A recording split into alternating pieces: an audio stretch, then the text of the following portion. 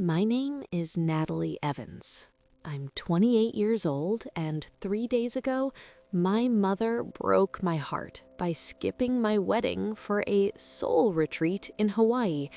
But right now, it's 2 a.m. and she's at my front door, drenched in sweat and screaming for her life.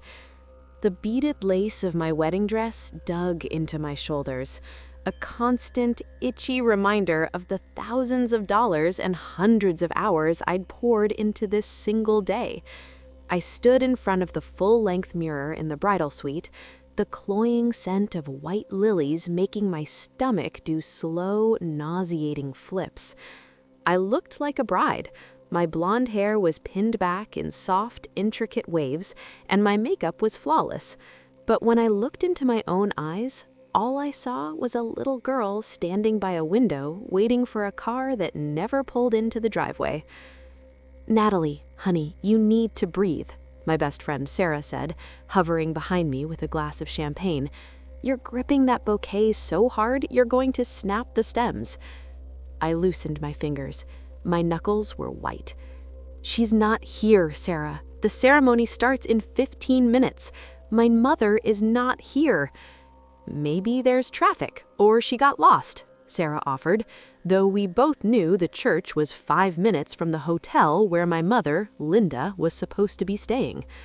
My phone, sitting on the vanity, chimed with the distinctive ding of a high-priority notification. My heart leaped into my throat.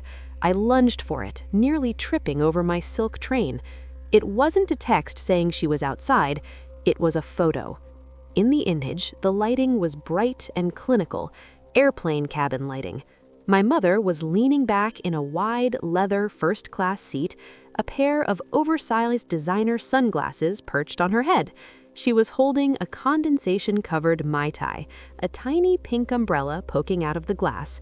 Behind her, through the oval window, was a sea of fluffy white clouds. The caption read, "Sorry, sweetie, a last-minute soul retreat opened up in Maui. A once-in-a-lifetime chance to heal my inner child. You only get one life, and you look so pretty in the pictures you sent. Have a great day. Aloha." The phone slipped from my hand, thudding onto the plush carpet.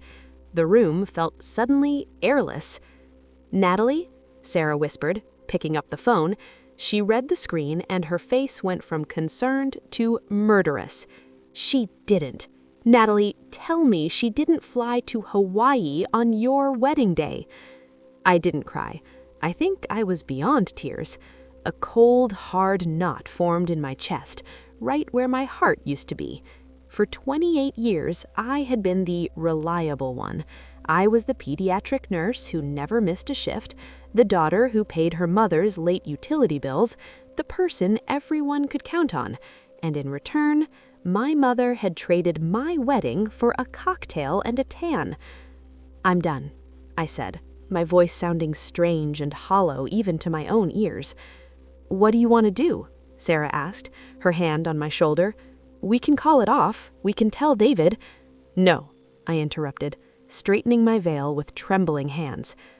"David is out there waiting for me. He's the only person who has ever actually shown up. I'm going to walk out those doors, and I'm going to marry him." I picked up my bouquet, the thorns of a stray rose pricking my thumb. I welcomed the sharp sting of pain. It was better than the emptiness. "And Sarah," I added, looking at her in the mirror, "block her number on my phone. I don't want to see another aloha for the rest of my life." The heavy oak doors of the chapel groaned as they swung open. I stood there alone, the sunlight hitting my back, casting a long, solitary shadow down the center aisle. Usually, this is the moment where a father or a mother takes your arm, offering a steadying presence. Instead, I felt like I was standing on the edge of a cliff. The organ music swelled, a traditional march that felt mocking in its grandeur. I gripped my bouquet until the stems bit into my palms and took the first step. I kept my eyes locked on David. He stood at the altar, his dark suit sharp against the white marble. The moment he saw me, his entire face softened. He didn't look at my dress or the flowers. He looked straight into my eyes, and for a second, the knot in my chest loosened. He knew. He could see the jagged edges of my heart from 50 feet away. But as I walked, I couldn't help but glance to the left, the front row. There was a reserved seat with a small hand-calligraphed name card, Mother of the Bride. It was empty. The white silk ribbon draped across the back fluttered in the draft from the air conditioner. It looked like a grave marker. A few of my aunts leaned away from the void, their faces a mixture of pity and hushed scandal. I could almost hear the whispers. "Can you believe Linda? Typical." When I finally reached David, my breath was coming in shallow hitches. He stepped down from the dais and took both of my hands in his. His skin was warm and real. "I've got you," he whispered, so low only I could hear. "It's just us now." I nodded, swallowing the lump in my throat. The ceremony was a blur of ancient words and the cold weight of a gold band being slipped onto my finger. When the minister finally said, "I now pronounce you husband and wife," and David kissed me, I felt a strange sense of graduation. I wasn't just Natalie Evans, the daughter of a disaster. I was Natalie Evans, a wife. I was starting a new branch on a very crooked family tree. The reception was a whirlwind of forced smiles and thank yous. Every time someone asked, "Where's your mom?" Sarah would swoop in like a hawk, distracting them with a tray of appetizers or a story about the cake. I drank 2 glasses of champagne and danced until my feet throbbed, trying to drown out the image of that first-class seat and the pink umbrella. That night, we didn't head to the airport. We had decided months ago to do a staycation honeymoon in our new house, a cozy, gray-shingled suburban home with a wraparound porch that we'd spent our savings to renovate. "Home sweet home," David said, carrying me over the threshold. The house smelled of fresh paint and lavender. As he set me down, I looked at my phone, which was sitting on the kitchen island. No new messages, no happy wedding text, nothing. I walked over, picked it up, and turned it off completely. The screen went black, reflecting my own tired face. "I should have turned it off sooner," I said, leaning my head against David's chest. "No," he agreed, wrapping his arms around me. "The world ends at the front door tonight." For the first 48 hours, it actually did. We stayed in our pajamas, ate leftover wedding cake for breakfast, and watched old movies. The silence of the suburbs was a balm. We were safe, we were happy. I had no idea that while I was enjoying the peace, the fuse was already burning, and the explosion was headed straight for our driveway. The third night was the quietest, or at least it was supposed to be. I was dead to the world, buried under a heavy down comforter, dreaming of nothing at all. Beside me, David's breathing was slow and rhythmic. The house was a fortress of silence. Then the sound came, not a loud sound, but a sharp, digital chirp that cut through the stillness like a razor blade. Chime. I stirred, squinting at the ceiling. I thought I'd imagined it. Then it happened again. Chime. It was the Ring doorbell alert on my phone. My heart began to thud against my ribs. In this neighborhood, at 2:14 a.m., nobody rang a doorbell unless something was very, very wrong. I reached for the nightstand, my fingers fumbling for my phone. Beside me, David groaned and shifted. "Nat, what is it?" "Someone's at the door," I whispered, my voice thick with sleep and rising dread. I tapped the app. The screen glowed a harsh, ghostly blue, illuminating the dark bedroom. I waited for the video feed to buffer, my breath held tight in my throat. The image snapped into focus, a grainy night vision perspective of our front porch. At first, I didn't recognize the figure. I expected a delivery driver or perhaps a neighbor in distress. Instead, I saw a woman. She was hunched over, her face pressed almost directly against the camera lens. Her eyes were wide, white circles of panic, and her hair, usually a perfectly coiffed blonde bob, was a matted, wind-blown mess. "Is that—" David leaned over my shoulder, his voice trailing off in disbelief. "Mom?" I breathed. But it wasn't the Linda Evans who had toasted her soul retreat 3 days ago. She wasn't wearing a sun hat or a floral lei.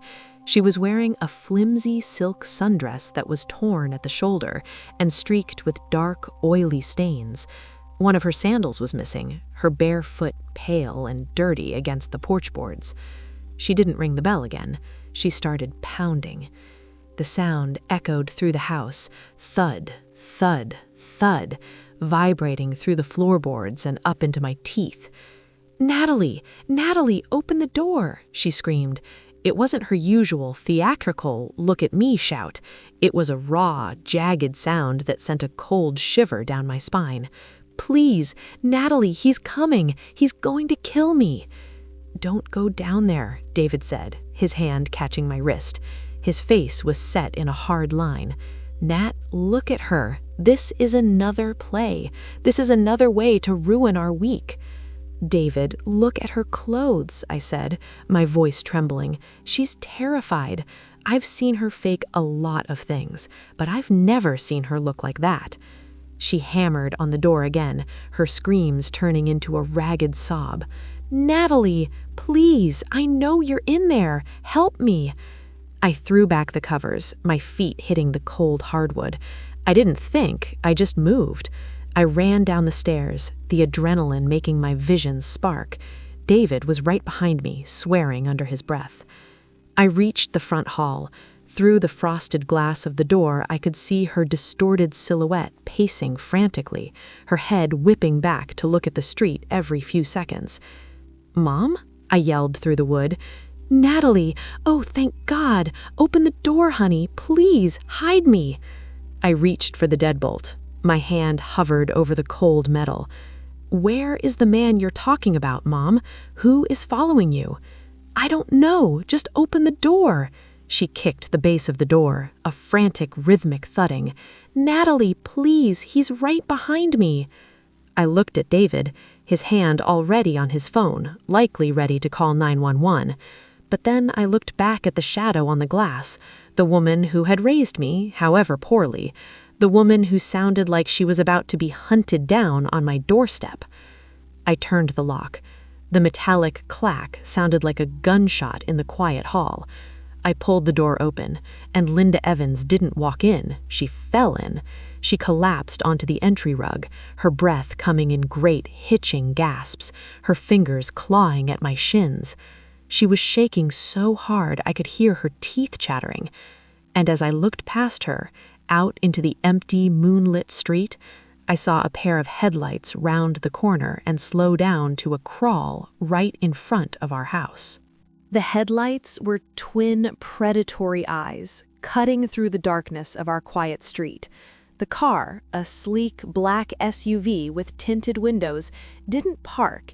It just hovered at the edge of our driveway, its engine a low, menacing thrum that I could feel in the soles of my feet. "Lock it! Lock it now!" my mother shrieked, scrambling backward on the rug like a terrified animal. David didn't hesitate. He slammed the door shut and threw the heavy deadbolt. He stayed by the narrow side window, peeling back the curtain just a fraction of an inch. His face was tense, the muscle in his jaw working overtime. "He's just sitting there," David whispered. "Is he coming out? Does he have a gun?" Linda was hyperventilating now, her chest heaving under the torn silk of her dress.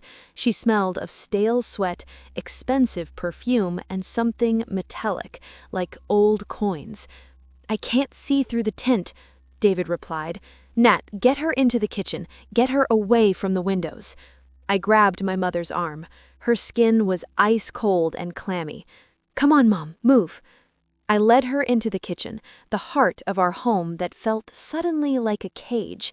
I didn't turn on the overhead lights. I only switched on the small lamp over the stove. The dim amber glow cast long, jagged shadows across the granite countertops. I pushed her into a chair. She looked small, shrunken. The vanity she usually wore like armor had been stripped away, leaving behind a frantic, aging woman with dirt under her fingernails. "Talk to me," I said, my voice hovering between a nurse's clinical calm and a daughter's simmering rage.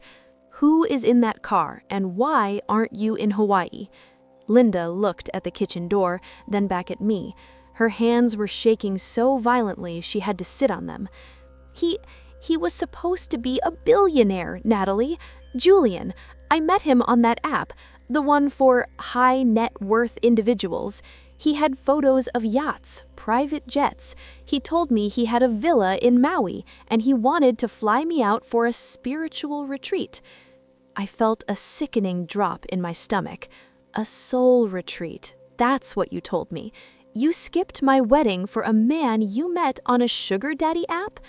I wanted to feel young again, she wailed, then immediately winced at the volume of her own voice. He was so charming. He sent me flowers every day for a month. He told me I was too beautiful to be stuck in a boring suburban wedding. So you went, I said flatly. I went, but when I got to the airport in Honolulu, he wasn't there with a limo. He picked me up in a beat-up rental. He said his driver had an emergency. We went to this hotel. It wasn't a villa, Natalie, it was a dump. And then he told me his accounts were frozen by his ex-wife and he needed a small bridge loan to secure our suite at the Four Seasons. I closed my eyes. I knew where this was going. My mother was a narcissist, but she was usually the one doing the conning. To see her get played was a special kind of whiplash. "How much, Mom?" She wouldn't look at me. I didn't have enough in my checking, so I used the login for the other account, the one with your name on it. My lungs emptied. My college fund? The money Grandma left me for my master's? Mom, that was $50,000. I was going to put it back. He promised he'd triple it. But as soon as the transfer went through, he changed. He took my passport. He took my phone. He told me if I called the police, he'd tell them I was his accomplice in a wire fraud scheme. I had to run, Natalie. I waited until he was in the shower and I ran to the airport with nothing but my purse. Suddenly, the house shook. Bam, bam, bam. Someone wasn't knocking on the front door anymore. Someone was kicking it. "Natalie," David yelled from the hallway. "He's on the porch. I'm calling the police." Linda let out a thin, piercing scream of a scream and dove under the kitchen table, huddling among the chair legs. I stood frozen, my heart hammering against my ribs, staring at the kitchen swinging door. The soul retreat hadn't just ended. It had followed her home. The sound of the front door being kicked wasn't just noise. It was a physical force that vibrated through the floorboards and up my spine. Boom, boom. It sounded like a battering ram was trying to splinter our lives into pieces. "David!" I screamed, rushing back into the hallway. David was standing a few feet from the door, his legs braced and his phone pressed to his ear. In his other hand, he gripped a heavy, decorative brass umbrella stand, the only weapon we had in our brand new home. "Yes, 42 Laurel Court," David shouted into the phone, his voice steady despite the chaos. "A man is trying to break in. He's aggressive. Please hurry." I looked at the Ring camera feed on my phone again. The man wasn't a shadow anymore. He was a tall, broad-shouldered man in a sharp linen suit that looked out of place in our suburban driveway. He wasn't hiding his face. He looked furious, his features twisted in the distorted fisheye lens of the camera. "Linda, I know you're in there!" he roared. His voice was deep, cultured, and currently dripping with venom. "Open this door or I'll tear it off the hinges. You think you can just walk away after what you did?" Under the kitchen table, I heard my mother let out a strangled moan. "Mom, stay down," I yelled over my shoulder. I stepped up beside David, my hands trembling so much I had to lace my fingers together. "Who is he? Julian?" "I don't care who he is," David growled, stepping in front of me. "He's not getting in." The kicking stopped abruptly. The silence that followed was even more terrifying. I stared at the frosted glass of the door, watching the dark silhouette of the man move. He leaned in, his face inches from the wood. "Linda, you crazy thief! I know you have my bag. I know you have the drive." I froze. Thief? I looked back toward the kitchen. "Mom, what is he talking about?" There was no answer, only the sound of her frantic, shallow breathing. Suddenly, a heavy fist slammed against the glass pane of the door. The frosted glass didn't shatter, it was reinforced, but a spiderweb crack bloomed in the corner. I jumped back. A small cry escaped my throat. "Hey!" David yelled, stepping closer to the door. "The police are 60 seconds away. Get off my property now, or I will defend this house." The man outside laughed, a jagged, ugly sound. "Defend it? You're defending a woman who just robbed me blind in Maui. She didn't tell you that, did she? She didn't tell you she swiped my hardware and my emergency cash while I was downstairs?" "He's lying!" Linda's voice rose from the kitchen, shrill and hysterical. "He's a monster, Natalie! He's a liar!" I felt a cold drop of sweat slide down my temple. The story was shifting. The victim and the villain were blurring together in the dark of my hallway. My mother had always been a master of the half-truth, but this felt bigger. This felt like we were caught in a crossfire between two predators. In the distance, the first faint wail of a siren cut through the night. The man on the porch heard it too. He went still. I watched his silhouette through the cracked glass. He didn't run. He didn't panic. He leaned his forehead against the door and spoke in a low, chillingly calm voice. "You have no idea what she's brought into your house, kid. She's not the victim. She's the catalyst, and I'm not leaving without what's mine." He turned and walked back toward the black SUV just as the first flicker of blue and red lights appeared at the end of the block. He didn't speed off. He sat in the driver's seat, the engine idling, waiting for the law to arrive. I leaned against the wall, my legs finally giving out. I slid down to the floor, my white silk honeymoon robe pooling around me like the wedding dress I'd taken off only hours ago. "David," I whispered, looking up at my husband, "what has she done?"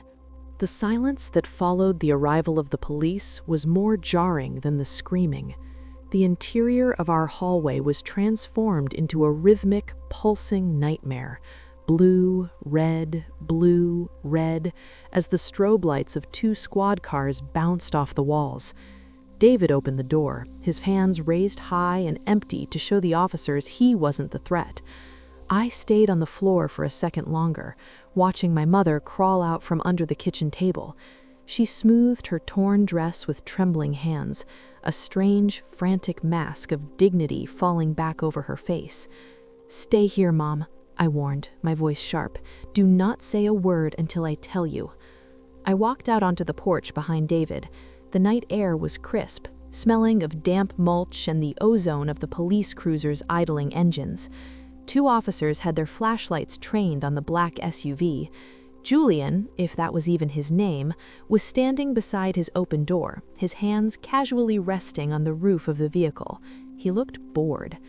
"He tried to break in," Linda shrieked, pushing past me onto the porch. She looked like a ghost in the flickering lights, her blonde hair wild. "He followed me from Hawaii. He's a stalker. He's a murderer."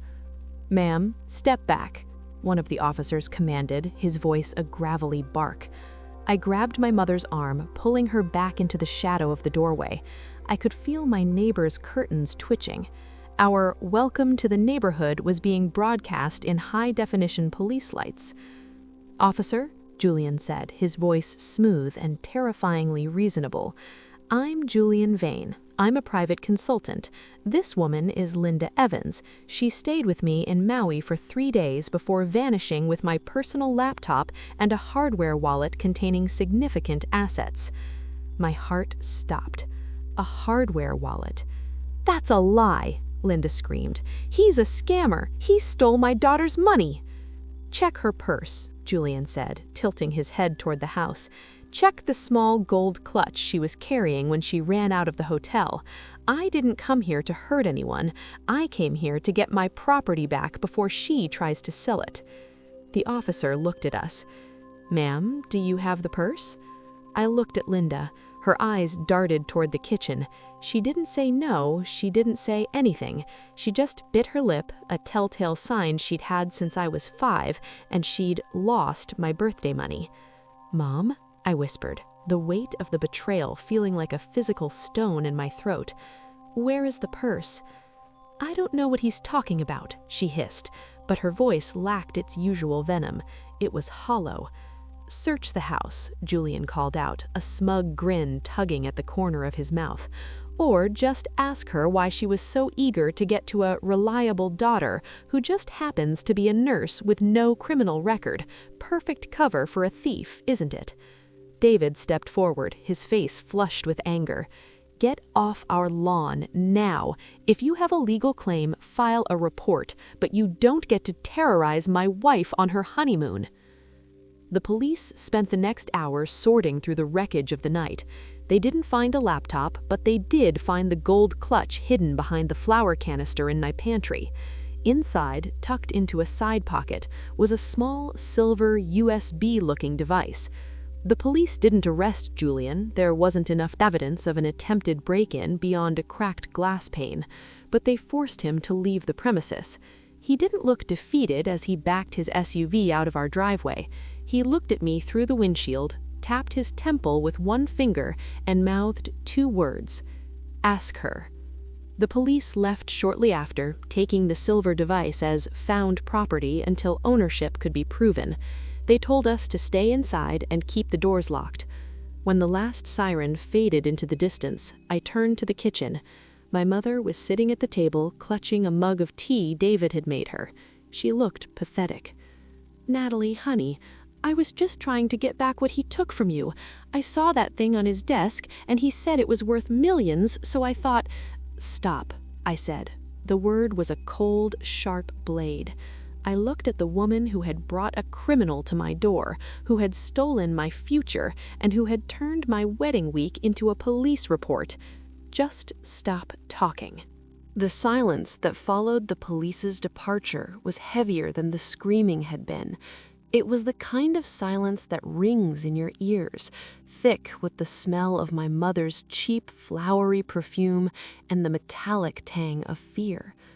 I stood in the center of my kitchen, staring at my mother.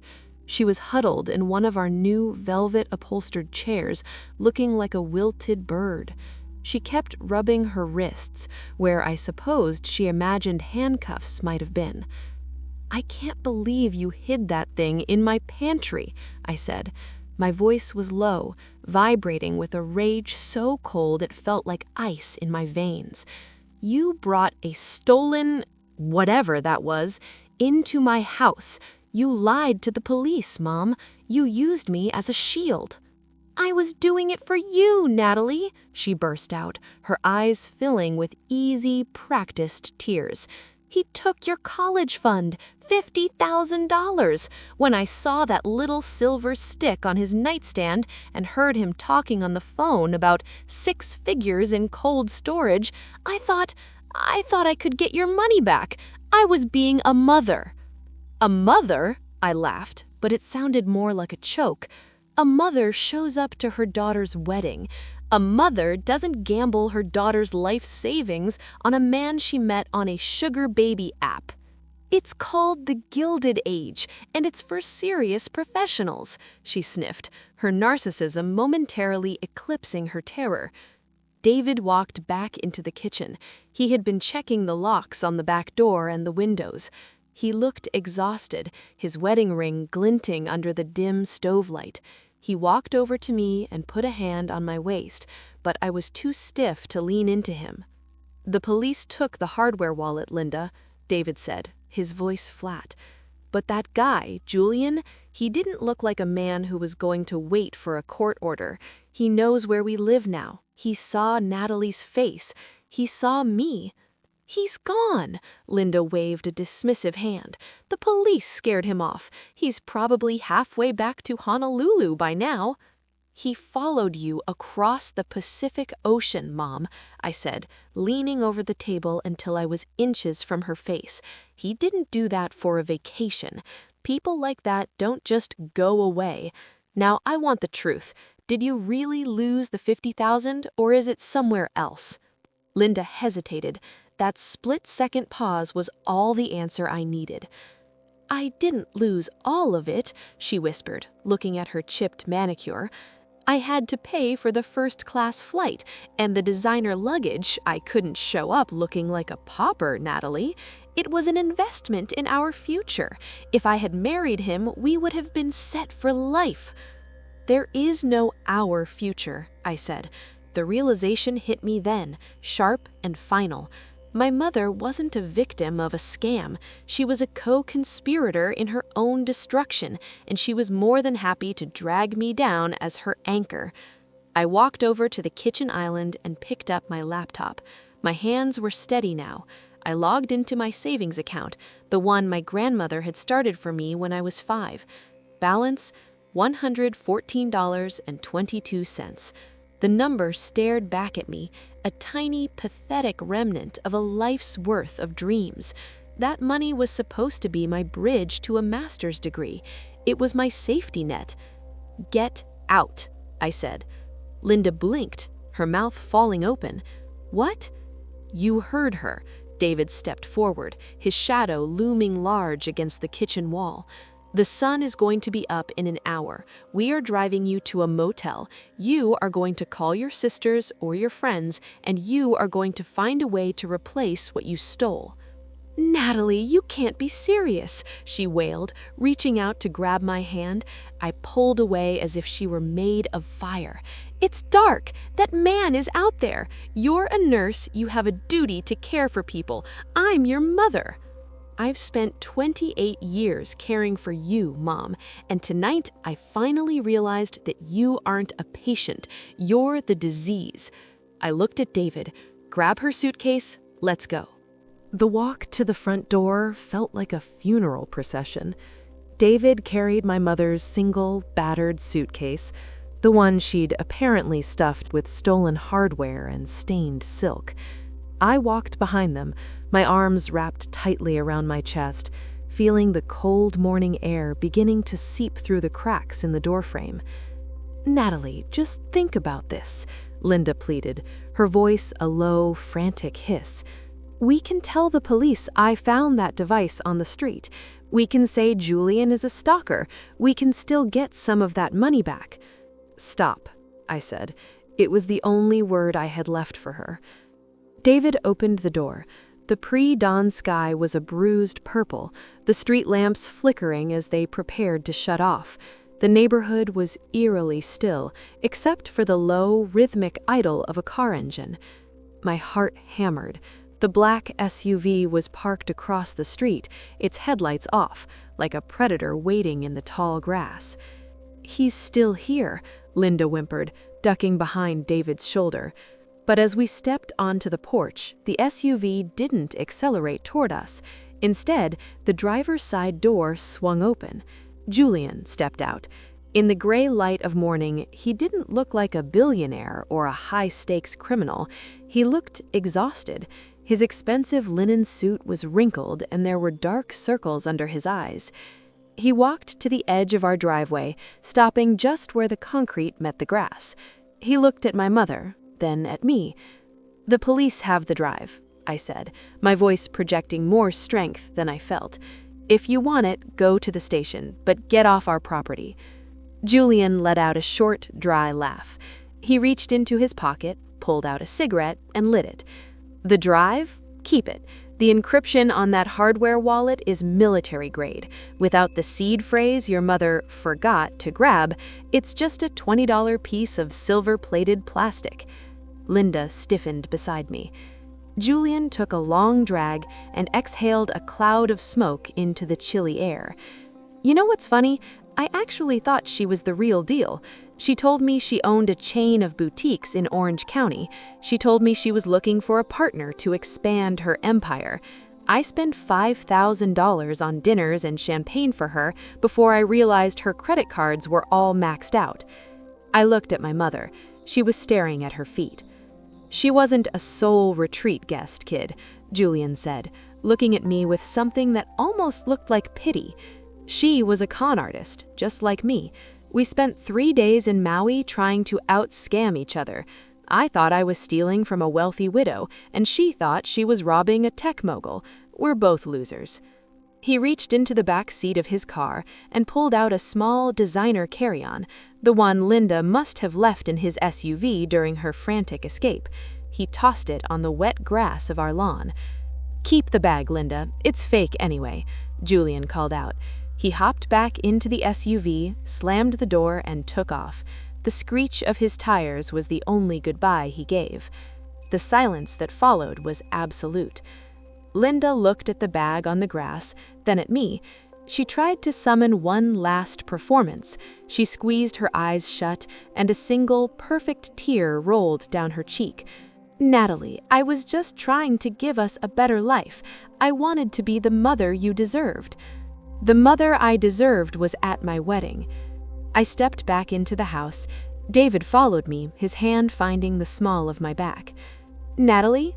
called Linda, her voice rising in pitch as she realized the door was closing. "Where am I supposed to go? I don't have any money. My car is at the airport. Natalie!" I didn't answer. I didn't yell. I reached out and took hold of the heavy brass handle. "I'll call you a car to the motel, Mom," I said through the narrowing gap. "And I'll pay for 1 night. After that, you're on your own. Don't come back here." "You can't do this. I'm your mother." "Goodbye, Linda." I pulled the door shut. The thud of the wood meeting the frame was the most satisfying sound I had ever heard. I turned the deadbolt. Click. I turned the privacy latch. Clack. I stood in the hallway for a long time, listening. I heard her muffled sobs from the porch, then the sound of her heels clicking on the driveway as she went to retrieve her bag from the grass.